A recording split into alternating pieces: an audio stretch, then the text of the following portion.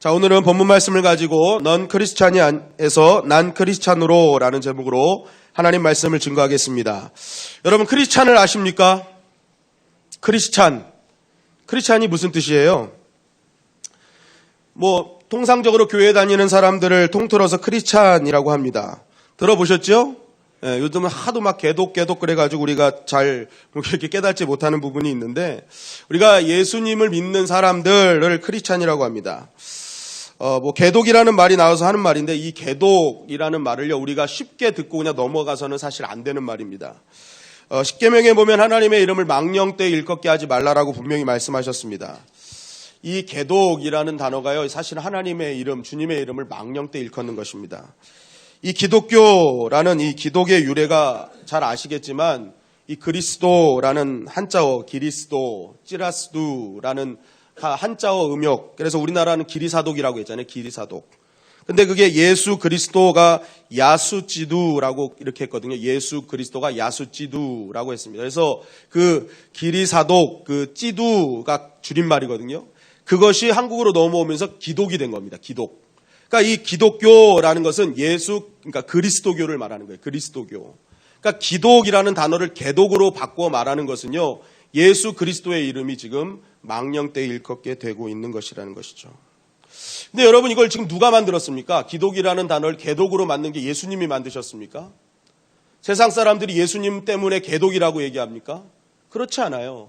이 시대의 교회를 보고, 이 시대의 그리스도인들을 보고 이제는 예수님의 이름을 함부로 부르는, 개독이라고 부르는 일이 벌어지게 된 것입니다.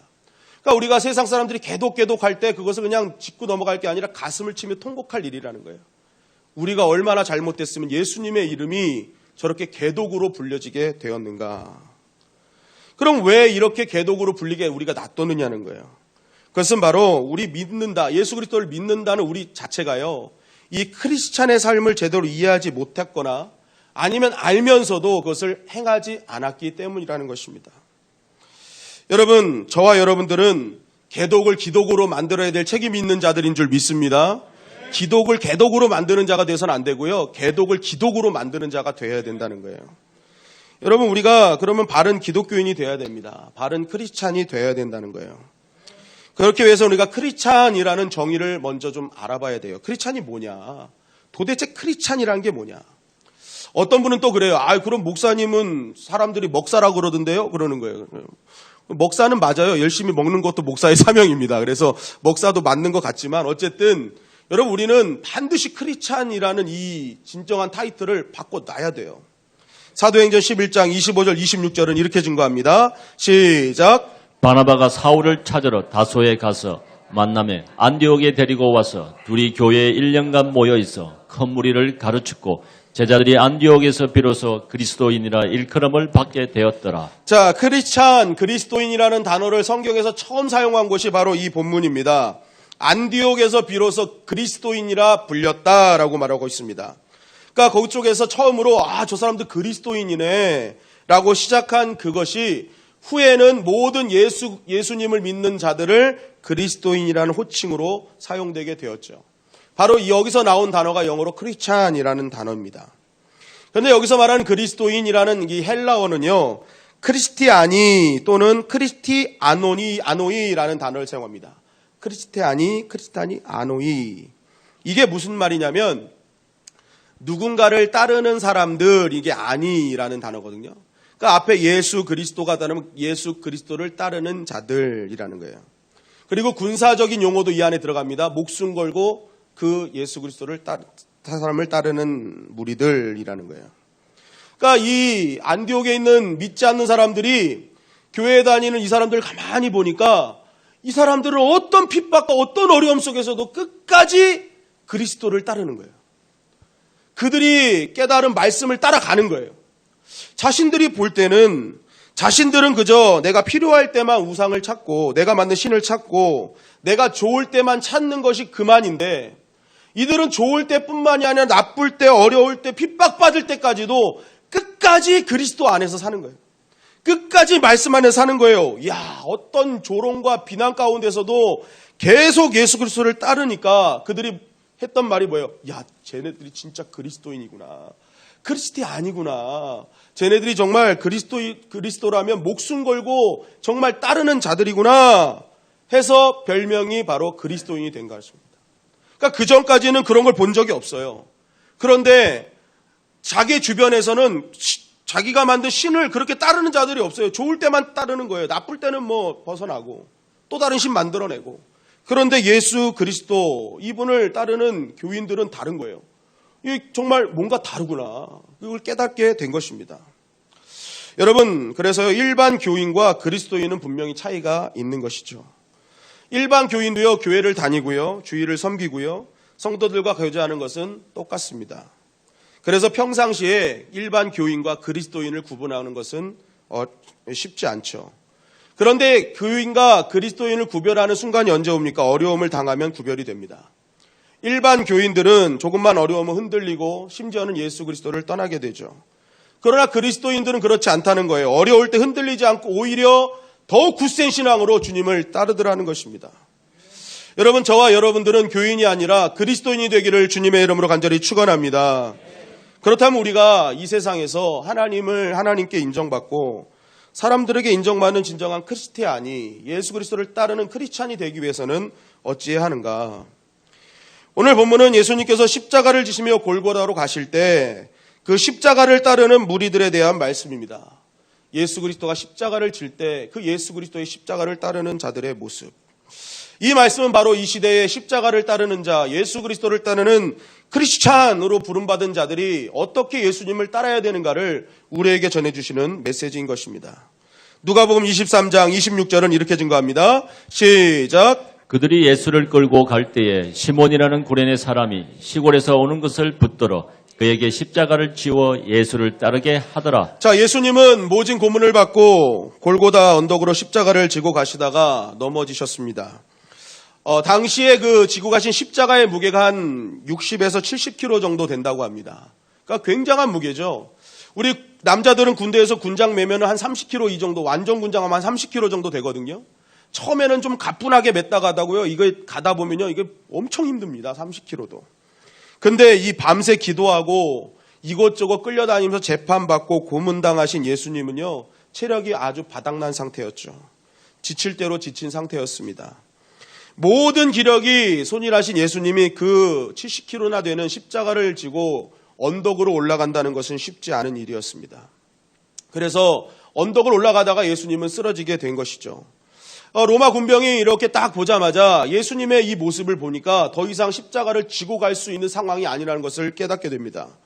그래서 그때 이 로마 병정이 했던 일은 그 곁에 있었던 구레네 사람에게 이 십자가를 지고 가라라고 명령하는 것이었어요. 그때 당시 로마는 부여권이라는 권한을 행사했는데 이것은 누구나 오리까지는 일을 시킬 수 있었던 권한이었습니다. 그러니까 이 부여권에 이 구레네 사람 시몬이 당첨이 된 거예요.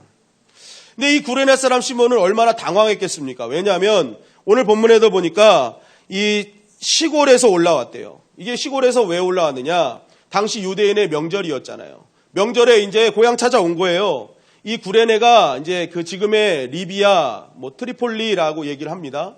그 이집트 옆에 있는 거잖아요, 리비아가. 그러니까 거기서 명절 지내려고 이렇게 올라온 거예요. 온 거예요. 자기 고향으로 온 거예요. 여러분 곧 있으면 추석입니다. 여러분 추석날 고향에 갔어요. 그런데 갑자기 어떤 경찰이 와서 야, 일로 와봐, 일로 와봐. 일로 와서 여기 이거 사형수나 이렇게 흉악범 피 묻은 거 이런 거 갖고 야, 이거 갖고 따라가세요. 하면 여러분 기분이 나쁘겠습니까? 나쁘겠습니까? 이거는요, 말도 안 되는 일이에요. 지금 고향에 기분 좋게 올라왔는데 사람들이 모여서 갔더니 갑자기 흉악범, 제일 흉악범인 그 사형수가 지었던 그 피가 덕지덕지 묻어있는 그거 지고 가라는 거예요. 우리가 명절 때 기분 좋게 갔다가 그런 일 맞이하면 기분 좋을 사람 누가 있습니까? 지금 바로 구레네 사람 시몬이 그런 일을 당하고 있는 것입니다. 잔인한 극악무도한 사형수의 물건. 그러니까 이게 날벼락 맞았어. 이거 재수 온 붙었네. 막 이렇게 혼자 궁시렁궁시렁 되면서 이 십자가를 쥐었을 거예요.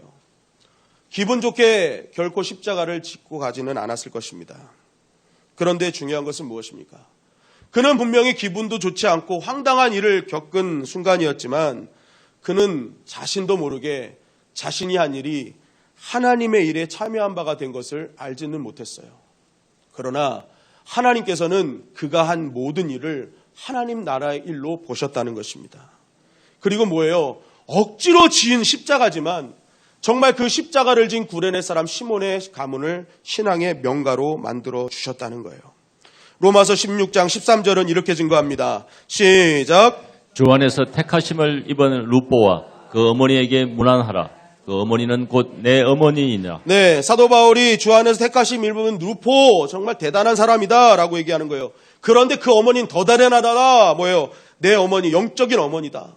정말 이 루포도 대단한데 그 어머니가 이 루포 키웠다? 근데 그 어머니는 내 어머니, 나를 정말 영적으로 이끌어가는 그런 귀한 어머니다라는 거예요. 그런데 이 루포가 누구냐? 마가복음 15장 21절은 이렇게 증거합니다. 시작. 마침 알렉산더와 루포의 아비인 구레네 사람 시몬이 시골로부터 와서 지나가는데 저희가 그를 억지로 같이 가게 하여 예수의 십자가를 지우고.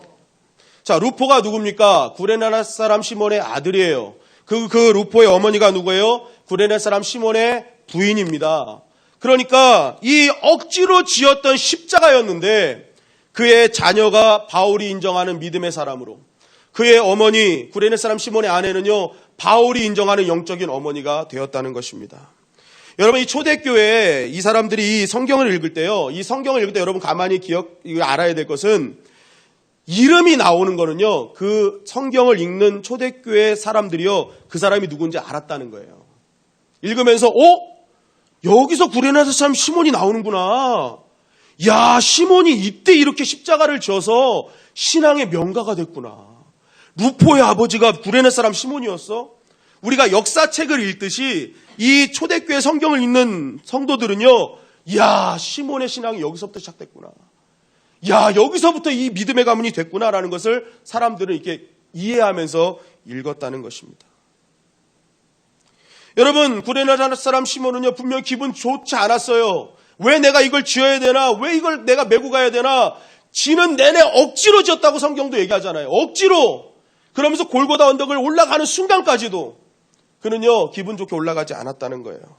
그러나 억지로 버텨가면서 그 일을 감당했어요. 그런데 그 십자가에 진 것은 헛되지 않았다는 것입니다.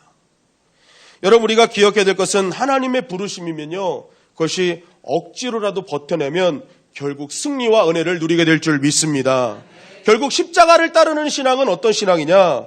억지로라도 버티며 사명을 감당하는 것입니다. 여러분, 히브리어로 믿음을 에무나라고 하죠. 버티다, 견디다라는 뜻입니다. 결국 예수님을 따르는 믿음은 무엇입니까? 어떤 상황에서도 나에게 맡겨진 사명과 직분을 끝까지 붙들고 버텨내는 것, 그것이 믿음이라는 거예요. 여러분, 바울은 빌립보에서 예수님만 전했습니다. 귀신을 쫓는 일만 했어요. 좋은 일만 했어요. 영광스러운 일만 했습니다. 그럼에도 불구하고 그에게 떨어진 일은 무엇이에요? 감옥이었습니다. 여러분, 열심히 주님을 위해서 일했는데 결과는 감옥이에요. 얼마나 당황했겠습니까? 당황을 떠나서 황당했을 겁니다. 그러나 그는 감옥에서도 기도하고 찬송합니다. 이해가 되지 않아요. 납득이 되지도 않아요. 공감도 안 됩니다. 그러나 바울은 끝까지 버티고 하나님께 나아가는 거예요. 중요한 것은 무엇입니까? 공감도 안 되고 납득도 안 되는 그 상황 속에서 버티고 견뎠더니 그곳에 지축을 흔들리는 하나님의 은혜가 임하게 되었던 것입니다.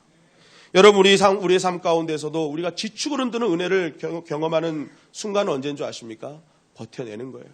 끝까지 견뎌내는, 정말 예배를 가운데 끝까지 버텨내고 기도하며 부르짖으며 견뎌내는 자를 통해서 하나님은 지축을 흔드는 은혜를 허락해 주시는 것입니다. 예, 우리의 삶과 믿음의 현장이 줄다리기 현장과 같지 않습니까? 혼자서 버티는 싸움, 외로운 싸움. 그렇게 혼자 오래 버티다 보면, 당기다 보면요, 내가 왜 혼자 이러고 있지? 이거 버틴다고 나에게 무슨 유익이 있지 않은 생각이 들 때가 있습니다. 그러나 믿음은 그러한 순간을 또 이겨내는 거예요. 그래, 내가 버티고 견뎌내자. 여러분, 사사기에도 보았지만 우리가 삼손의 가정에는 삼손이 날 때까지 자녀가 없었잖아요. 근데 이것은 굉장한 어려움이었습니다. 당시 최고의 잣대는 자녀가 많은 거예요. 그래서 12장의 입상과 압도는 막 자녀가 60명, 손자까지 70명까지 나는 막 사사들조차도 세상의 척도에, 세상의 기준에 막 따라가잖아요. 그냥 막 나는 왠지 자녀 안 낳으면 실패한 것 같고 뭔가 끝난 것 같고 뒤처지는 것 같고 그러니까 하나님을 믿는 자들조차도 세상의 척도를 막 따라가는 거예요. 그런데 삼손의 아버지 마노아는 끝까지 하나님의 때를 기다립니다. 끝까지 견뎌내는 거예요. 결국 끝까지 견뎌낸 그 가정 속에 하나님께서 하나님의 영광을 보여주신 거예요. 여러분 입산에 자녀가 60명이었고 압돈에 손자와 자녀들이 70명이었지만 성경에 기록된 사람은 한 명도 없어요. 그러나 삼손은 끝까지 버티고 견뎠더니 그 하나님의 기준과 하나님의 그 시간표를 기다렸더니 하나님이 영광을 주시더라는 것입니다. 여러분 지금 내가 그렇게 충성했음에도 여전히 이해되지 않고 공감도 안 되고 납득이 안 되고 그러한 상황에 직면해 있더라도 여러분 구레네 사람 시몬처럼 바울처럼 억지로라도 버텨내는 에무나의 믿음이 있기를 주님의 이름으로 간절히 축원합니다. 그게 십자가를 따르는 믿음이요. 그 믿음을 통해서 하나님의 영광을 보게 되는 거예요. 여러분 그래서 신앙은요 자꾸만 거꾸로 생각하는 거예요. 고난이 오면 곧 단련되어 정금이 되겠구나. 나에게 이 고난은 정금이 될 것이다. 또 정금 같은 시간이 여러분들에게 임하면 내가 언제까지 정금일 순 없다. 고난의 시기 이겨낼 믿음을 지금 준비하자. 여러분 요셉이 풍년의 때 마음껏 풍년을 누린 것은요 흉년을 대비하는 믿음이 있었기 때문에 그래요. 흉년을 정말 대비하는 그 믿음 그것이 중요하다는 거예요. 이게 살아있는 믿음이에요.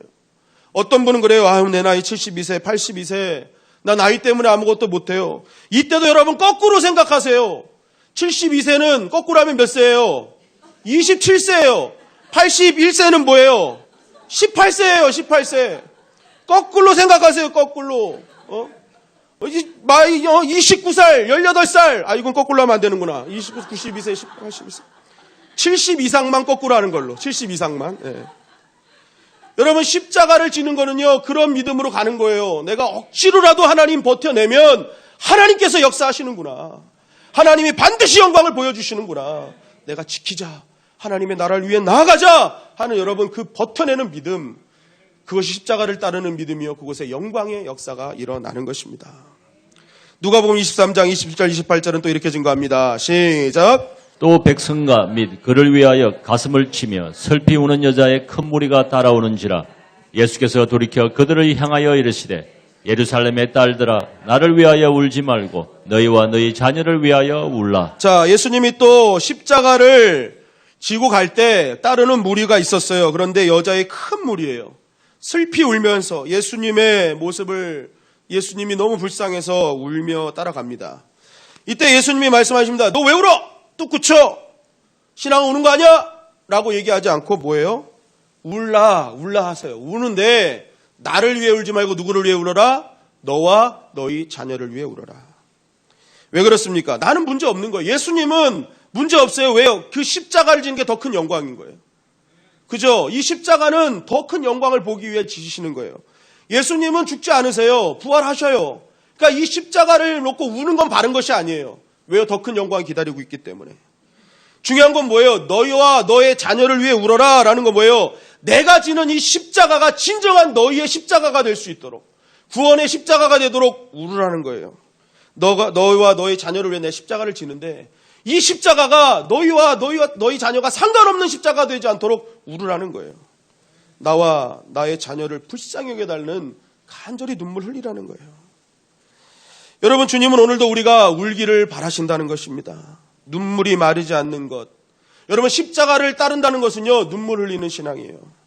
근데 눈물은 뭐예요? 성경에서 기도를 뜻하는 거예요. 마르지 않는 기도의 사람이 되라는 것입니다. 여러분 왕하 20장 5절을 보면 이렇게 증거하고 있습니다. 시작. 너는 돌아가서 내 백성의 주권자 히스기야에게 이르기를 왕의 조상 다윗의 하나님 여호와의 말씀이 내가 내 기도를 들었고 내 눈물을 보았노라. 내가 너를 낫게 하리니 내가 3일 만에 여호와의 성전에 올라가겠고. 병이 든 히스기야가 하나님 앞에 눈물로 통곡했습니다. 그랬더니 하나님 말씀하세요. 내가 네 기도를 들었고 네 눈물을 보았다. 여러분 하나님은 들으시기도 하시지만 보시기도 하는 분이에요. 근데 뭘 보세요? 기도할 때 흘리는 눈물을 보고 계세요. 하나님 나를 도와주세요. 하나님 나를 살려주세요. 여러분 기도와 눈물 이것은요 하나님이 하시고자 하는 뜻을 돌이키는 힘이라는 거예요. 여러분, 하나님께서 정하신 죽음의 시기까지 바꾼 것이 눈물이라는 거예요. 눈물. 사무엘상 1장 10절은 이렇게 증거하죠. 시작. 한나가 마음이 괴로워서 여호와께 기도하고 통곡하며 한나는 분인나로 인해서 늘 울었습니다. 늘 슬펐어요. 그러나 한나는 분인나로 주는 원통함 때문에 원통함으로 끝나지 않았다는 거예요. 아우, 하나님 억울해요. 원통해요. 그것을 투정하는 그러한 원통함으로 끝나지 않았다는 거예요. 하나님 앞에 원통함을 뭘로 바꿨어요? 애통하는 걸로 바꿨어요. 하나님, 나를 불쌍히 여겨주세요. 기도의 눈물을 흘렸다는 거예요. 눈물로 구한 인생, 그 눈물을 보시고 하나님이 사무엘을 허락해 주셨다는 것입니다. 어떤 사람은 자신의 삶을 원통함으로만 마무리합니다. 왜 나에게 이런 일이 벌어지냐고, 내가 무엇을 잘못했냐고, 속상하다고, 사람들에게 투정하고 끝나는 인생이 너무나 많아요. 하나님을 믿는 자녀임에도 불구하고. 그러나 신앙은 그 원통함을 떠나서 한 걸음 더 나가는 거예요. 그 원통함을 가지고 하나님 앞에 나가서 애통함으로 눈물을 흘리는 거예요. 하나님, 나를 살려주세요. 나를 지켜주세요. 따라했습니다. 애통하는 자는 복이 있나니 그들이 위로를 받을 것이며, 원통함을 하나님 앞에 눈물로 흘리는 애통함으로 바꾸는 자는요, 하나님의 위로를 얻는 거예요. 시편 126편 5절 6절은 이렇게 증가합니다. 시작. 눈물을 흘리며 불씨를 뿌리는 자는 기쁨으로 거두리로다. 울며 씨를 뿌리러 나가는 자는 반드시 기쁨으로 그 곡식단을 가지고 돌아오리로다. 눈물이 마르지 않는 인생 가운데 하나님께서 곡식단을 걷게 해주셔요. 여러분, 저희 주님의 영광교회는 건물이 있는 교회보다는 눈물이 있는 교회가 되기를 주님의 이름으로 간절히 축원합니다. 여러분, 교회는요, 건물 먼저 세우는 게 아닙니다. 먼저 기도의 눈물이 있는 곳에 진짜 아름다운 교회의 건물이 이루어지게 되어 있는 거예요. 이 나라와 민족을 위해 통곡하는 눈물, 우리 각 성도들 향한, 이웃을 향한 눈물, 교회를 향한 눈물의 기도가 있는 곳에 진짜 하나님이 원하시는 교회의 건물이 세워지게 되는 것입니다. 저와 여러분들이 교회에 눈물이 있는 교회로 만들기를 주님의 이름으로 간절히 축원합니다. 하나님, 나를 불쌍히 여기시고 내 자녀를 불쌍히 여기시고, 하나님이 나라와 민족을 불쌍히 여기시고 우리의 목원들을 불쌍히 여겨주시옵소서. 그런 눈물이 있는 교회에 아름다운 성전을 하나님 허락해 주시는 거예요. 여러분, 오늘도 마르지 않는 눈물을 하나님이 보시고 그 눈물에 응답해 주실 줄 믿습니다. 우리 39절 41절은 또 이렇게 증거합니다. 시작. 달린 행악자 중 하나는 비방하여 이르되 내가 그리스도가 아니냐 너와 우리를 구원하라 하되, 하나는 그 사람을 꾸짖어 이르되 내가 동일한 정죄를 받고서도 하나님을 두려워하지 아니하느냐. 우리는 우리가 행한 일에 상당한 보응을 받는 것이니 이에 당연하거니와 이 사람이 행한 것은 옳지 않은 것이 없느니라 하고. 자, 십자가 곁에는 또 두 강도가 있었죠. 이 십자가형은 가장 흉악한 자들만이 얻는 형벌이었습니다. 그러니까 이 둘은 굉장히 흉악자들이었다는 거예요. 이거는 정말 지탄받아 마땅하고 십자가에 죽어 마땅한 자들. 그런데 그중 한 사람이 십자가 곁에서 변화가 됩니다. 우리는 죄값을 받는 게 당연하지만 예수님은 그렇지 않다. 예수님은 벌 받으면 안 된다. 여러분, 사실 이 두 개의 행악자는요, 한 사람도 처음부터 이러지 않았어요. 마태복음 27장 44절은 이렇게 증거합니다. 시작. 함께 십자가에 못 박힌 강도들도 이와 같이 욕하더라. 두 사람의 시작을 함께 욕했어요. 저 예수, 너 네가 왕이냐? 한번 십자가에 내려와 봐라. 막 같이 비방하고 조롱하고 욕했던 사람들입니다. 그런데 어느 순간 십자가상에서 이 오른편 강도가 이 주님을 제대로 보기 시작해요. 그래서 그 예수님을 영접하고 왼편 강도는 결국 비방하다 죽게 됩니다. 왜 오른편 강도는 십자가상에서 예수님을 구원자로 바라보며 입장을 바꾸었는가? 오늘 누가복음 23장 34절은 이렇게 증거합니다. 시작. 이에 예수께서 이르시되 아버지 저들을 사하여 주옵소서, 자기들이 하는 것을 알지 못함이니이다 하시더라. 자, 이 오른편 강도가 봤어요. 뭘 봤어요? 예수님의 용서를 봅니다. 저들을 사하여 주세요. 저들이 하는 일을 알지 못합니다. 깨닫습니다. 어떻게 이런 상황에서 용서를 할 수 있지? 정말 처절한 그 십자가의 고통 속에서 어떻게 저렇게 용서를 할 수 있지? 이분은 진짜 사람이 아니라 소문대로 하나님의 아들이 맞구나. 깨닫게 된 거예요. 처음부터 조롱하고 욕했지만 어느 순간 예수님의 용서를 보고 뭐예요? 하나님의 나라를 경험하게 됩니다. 여러분, 예수님을 따른 인생은 어떤 인생이냐? 바로 나를 용서하신 주님을 바라보는 인생이 예수님을 따르는 인생이에요. 그리고 그 용서함이 너무나 감사해서 나도 용서하는 삶을 살아가는 자가 예수님을 따르는 인생이라는 것입니다. 용서함을 깨닫고 용서하는 자가 누리는 능력을 우리 23장 43절은 이렇게 증거합니다. 시작. 예수께서 이르시되 내가 진실로 내게 이르노니 오늘 내가 나와 함께 낙원에 있으리라 하시니라. 그 용서를 깨닫고 그 용서함을 같이 말하는 선포하는 자가 누리는 게 뭐예요? 오늘 내가 나와 함께 낙원에 있을 것이다. 이 낙원이요, 파라데이소스라는 거예요. 파라다이스라는 개념이에요. 단어입니다. 근데 우리가 이 낙원의 개념을 자꾸만 장소의 개념만 국한하니까 막 그 연옥도 나오고 막 이러는데 실제적으로는 장소의 개념도 있지만 더 중요한 것은 의미적 개념이라는 거예요. 이 히브리어를 헬라어로 바꾼 70역에 보면은 이 낙원을 에덴 동산이라고 표시합니다. 이게 무슨 말이냐면 에덴 동산은 하나님이 함께 하시는 곳이에요. 그러니까 하나님이 함께 하신다는 거예요. 네가 낙원에 있을 것이다. 너가 하나님과 함께 할 것이다. 너가 나와 함께 있을 것이다. 라고 주님이 말씀하신 거예요. 그러니까 우리가 용서함을 누리는 인생, 또 용서하는 삶을 사는 인생, 그러한 자에게 누가 함께 하시는 거예요? 주님이 함께 하시는 거예요. 주님이 함께 하신다. 그러니까 우리가 기도할 때 주님 나와 함께 하시옵소서보다 더 빠른 것은 내가 용서하는 자가 되게 하여 주시옵소서. 주님의 용서를 깨닫게 하여 주시옵소서. 여러분, 천국은 죄 없는 자가 가는 것이 아니라 나를 용서하신 주님을 깨달은 자가 가는 것입니다. 그리고 어떤 자가 이 세상에서 천국을 누릴 수 있을까요? 용서하는 삶을 사는 자가 천국을 누릴 수 있는 것입니다. 여러분, 용서는 이처럼 엄청난 힘을 갖고 있어요. 그렇기 때문에 예수를 그리스도를 따르는 자는요, 용서하는 삶을 사는 것입니다. 여러분, 따라하시겠습니다. 용서하신 주님께 감사하자. 그 감사함에 나도 용서하는 삶을 살게 하여 주시옵소서. 여러분, 용서하는 그 영혼에 하나님께서 은혜를 베풀어 주시는 거예요. 여러분, 주님은 오늘도 우리가 예수 그리스도를 따르는 크리스찬의 삶을 살기를 원하십니다. 그러한 삶은 무엇입니까? 억지로라도 버텨내며 사명을 감당하는 사람입니다. 좋을 때뿐만 아니라 힘들고 고달플 때일수록 더 끝까지 애분하의 믿음을 갖고 십자가 지는 인생, 그 인생을 하나님께서 크리스찬이라고 인정해 주시는 거예요. 또 눈물의 기도가 있는 인생이에요. 늘 날마다 눈물로 홍수를 만드는 인생. 그것이 하나님의 주님을 따르는 인생이요. 그것을 통해 기쁨으로 단을 거두게 하시는 거예요. 그리고 용서의 은혜를 알고 그 용서를 선포하는 인생이 예수님을 따르는 인생이요. 결국에는 승리하는 인생이 될 수 있는 것입니다. 오늘 이 말씀, 예수 그리스도를 따르는 것이 무엇인지를 꼭 깨닫고 이 시대에 만연한 이 개독이라는 단어를 기독으로 만들어내는 저와 여러분들이 되시기를 주님의 이름으로 간절히 축원합니다. 예수님을 따를 때 예수님이 화려하고 막 기적을 일어날 때는 모든 무리들이 따랐어요. 그런데 지금 고난의 십자가를 들고 가실 때는 인정받지 못했던 소수의 여자들, 억지로 십자가 끄는 한 사람, 십자가 두 강도 보잘것없는 인생들만 따라갔다는 것을 여러분 기억하십시오. 여러분, 그러나 그 인생은 절대로 보잘것없는 인생이 아니에요. 어떤 상황 속에서도 예수 그리스도를 따르면 반드시 하나님의 영광을 보게 되어 있는 것입니다.